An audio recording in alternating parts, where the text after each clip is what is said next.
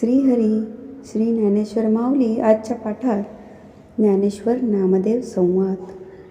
संध्यासमय सोनेरी किरण धरती मातेवर पसरत ज्ञानसविता ओसरत होता. त्याच्या साक्षीने दोन संत संवादात निमग्न होते, ज्ञानदेव आणि नामदेव. ज्ञानदेव नामदेवांचे हात आपल्या हाती घेऊन म्हणाले, नामदेवा, आमची निजधामी परतायची वेळ झाली. नामदेवांच्या हृदयाचा थरकाप उडाला, मन भयभीत झाले. शब्द जागच्या जागी थिजून गेले, डोळ्यामधून अश्रू झरू लागले. थोडा वेळ ते ज्ञानदेवांकडे पाहत राहिले, जणू काही नेत्रांमधून अंतरात ते त्यांना साठवत होते. त्यांच्याकडे पाहून ज्ञानदेव म्हणाले, नामदेवा, आपण ज्ञानी आहात. ईश्वराची आपणावर कृपा आहे. बालपणापासून आपले ईश्वराशी मैत्र आहे. त्याने आपला नैवेद्य मोठ्या प्रेमाने खाल्ला. आपल्या इच्छेनुसार त्याचा आणि आपला संवाद झाला आहे. इतकी ईश्वराशी जवळीक असताना येण्या जाण्याची काय कथा? गीता माता सांगते की शरीर वस्त्र बदलते पण आत्मा चिरंजीव असतो. अर्थात मी आपणा शास्त्रार्थ काय सांगावा? आपण माझ्याहून ज्येष्ठ आहात. ज्ञानदेवा, आपण माझ्याहून वयाने सान खरे. ज्ञानाचा कृपावंत मेघ म्हणतात ना, तो आपण आहात. वयाची ती बाब काय? ज्ञानाचा सागर आपल्या ठाई आहे. आपणच गेलात तर संत मेळ्यांची काय, वारकरी संप्रदायांची काय? आज कुठे माणसाला माणसाची किंमत पुन्हा उमगू लागली आहे. देवा, अजून खूप चालायचे आहे. हे तर केवळ आरंभ आहे. आपण आरंभीच. नामदेव म्हणाले. ज्ञानदेव शांतवृत्तीने म्हणाले, विठू माऊलीचे बोलावणे आले आहे. मातापित्यांच्या परमत्यागाने आणि सद्गुरूंच्या कृपाप्रसादाने माझ्या हातून जे घडले ते त्यांचेच श्रेय आहे. आणि हा भक्ती संप्रदाय म्हणाल तर तो वाढवण्यास आपण समर्थ आहात. किंबहुना आपणा हातीच ते कार्य मी सोपवत आहे.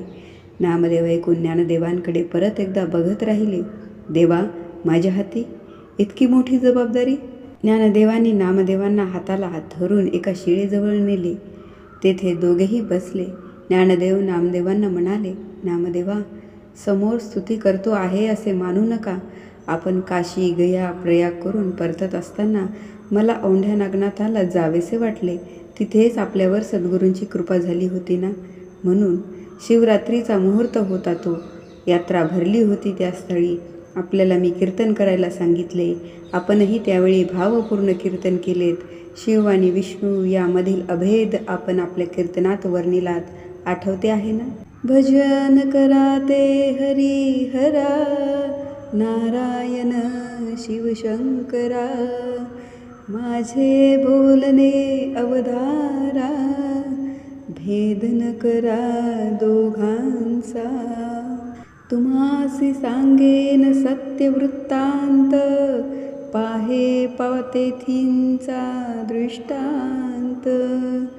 नारायणे सेविले अमृत, झाला श्वेत महादेव.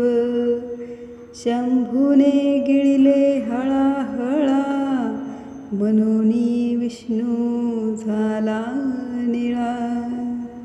आपले कीर्तन रंगात आले होते. आम्ही श्रोते तल्लीन झालो होतो. तेवढ्यात बंद करा कीर्तन, मुहूर्ताची वेळ झाली. या शब्दांनी आपण भानावर आलो. सोवळी नेसलेले पुजारी अभिषेकाचे साहित्य घेऊन आले होते. तसा साऱ्यांचा विरस झाला.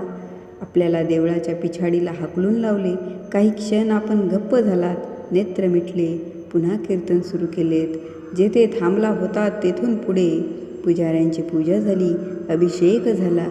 सहज म्हणून ते मागे आले तर तेथे कीर्तन सुरू होते.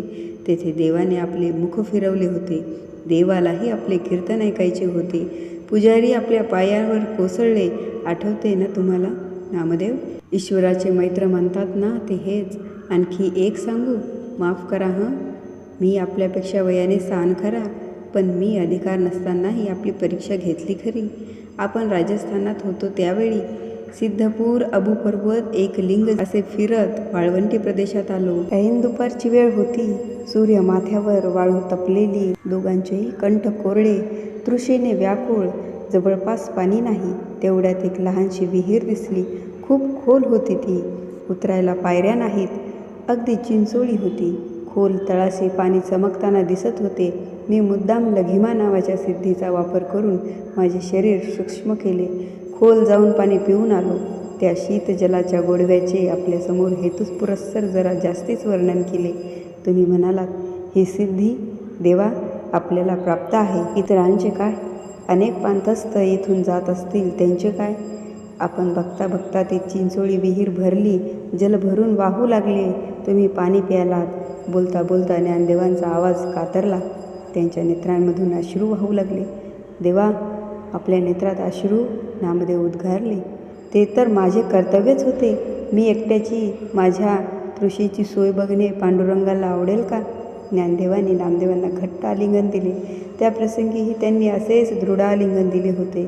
स्नेह भरले आणि भाव भिजल्या स्वरात ते म्हणाले, बस नामदेवा, यामुळेच सारा भार आपल्यावर सोपवून आम्ही आता निश्चिंत मनाने जातो आहोत. नामदेवांनी आपल्या दोन्ही हातांनी ज्ञानदेवांचे मुख धरत अश्रूंना वाट मोकळी करून दिली. देवा आपले वय ते काय? आत्ता कुठे समाज तुम्हास आपले मानू लागला आहे? किती सोसलेत तुम्ही भावंडांनी.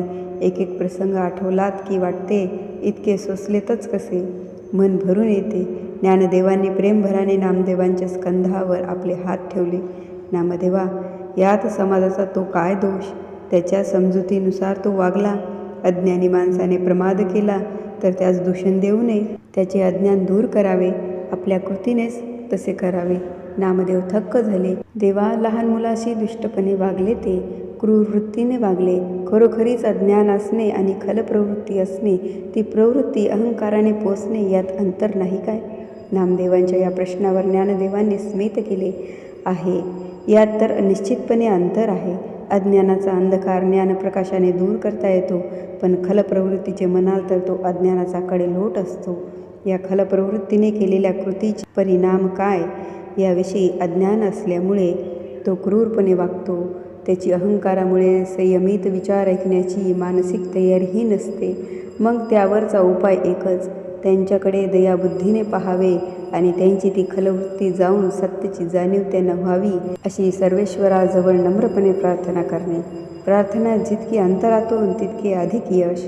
आम्हा भावंडाच्या सोसण्याचेच म्हणाल तर आईने तातांनी किती सोसले. शेवटी आमच्यासाठीच त्यांनी ज्ञानदेवांना हुंदका फुटला. काही क्षणानंतर ज्ञानदेवांनी भावनावेग आवरला. शांत स्थिर वृत्ती होऊन ते नामदेवांना म्हणाले, नामदेवा कर्म, वैराग्य, ज्ञान आणि भक्ती या कर्मयोगाच्या 4 पायऱ्या आहेत. ज्ञान म्हणजे भक्तीचे अंतिम स्वरूप आणि परमेश्वराच्या सहज स्थितीमध्ये प्रेमाने एकरूप होऊन जाणे हीच खरी भक्ती. सगुण साकार अशा ईशमूर्तीची पूजा ही साधना आहे. नामस्मरण हा या भवसागरातून तरुण जाण्याचा सोपा मार्ग आहे. आपल्याला लोकांना हे सांगायचे आहे. तीर्थयात्रा, व्रतवैकल्ये, मंत्रतंत्र हा आचार ठीक आहे, पण नामस्मरण सर्वश्रेष्ठ आहे. देवाला काही द्यावे, नवस करावा आणि आपले मागणे पूर्ण करून घ्यावे, इतका का देव लहान आहे? त्यापेक्षा सदाचरण ठेवावे. गरीब श्रीमंत, ऊच नीच, जात पात असे भेद मानू नयेत. मनी करुणा बाळगावी. तहानलेल्यास पाणी द्यावे, भुकेल्यास अन्नाचा घास द्यावा, भयग्रस्तास अभय द्यावे, संकटग्रस्तास मदतीचा हात द्यावा, निराश्रितास आश्रय द्यावा.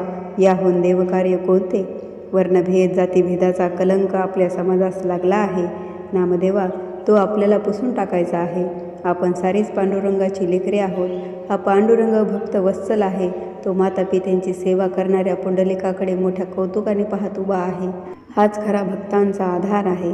याच्यावर निष्ठा ठेवून कर्म केल्यास जीवन सफळ होईल. नामदेवा माझे काही चुकत असले तर सांगा. आपण वयाने आणि साधनेने माझ्याहून ज्येष्ठ आहात.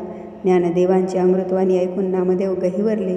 ते म्हणाले, ज्ञानदेवा साक्षात ईश्वरच तुमच्या मुखातून बोलतो आहे. बोला देवा बोला.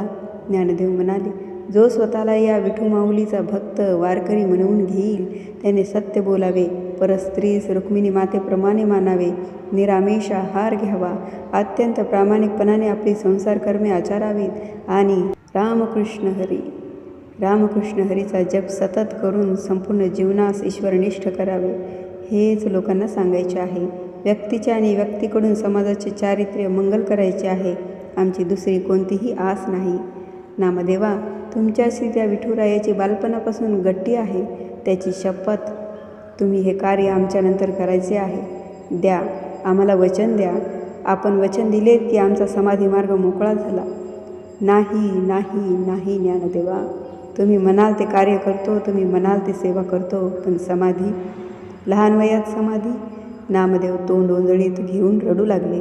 ज्ञानदेवाने नामदेवांना जवळ घेतले. नामदेवा, तुमच्यासारख्या परमार्थाच्या जाणकारांनी तरी हे दुःख बाळगू नये. हा देह म्हणजे मी आहे का? आता पुन्हा प्रथमपासूनचे तत्त्व तुम्हाला सांगायला हवे का? नामदेव शांत झाले. ज्ञानदेवा, दिले वचन दिले. तेव्हा आज माझ्या जीवनातील सर्वश्रेष्ठ क्षण आहे. आजपर्यंत जी ईश सेवा माझ्या हातून घडली तिचे फळ आज मला प्राप्त झाले. या ईश्वरी कार्यासाठी आपण माझी निवड केली. आज मी धन्य झालो. जय जय राम कृष्ण हरी, जय जय राम कृष्ण हरी, जय जय राम कृष्ण हरी, जय जय राम कृष्ण हरी.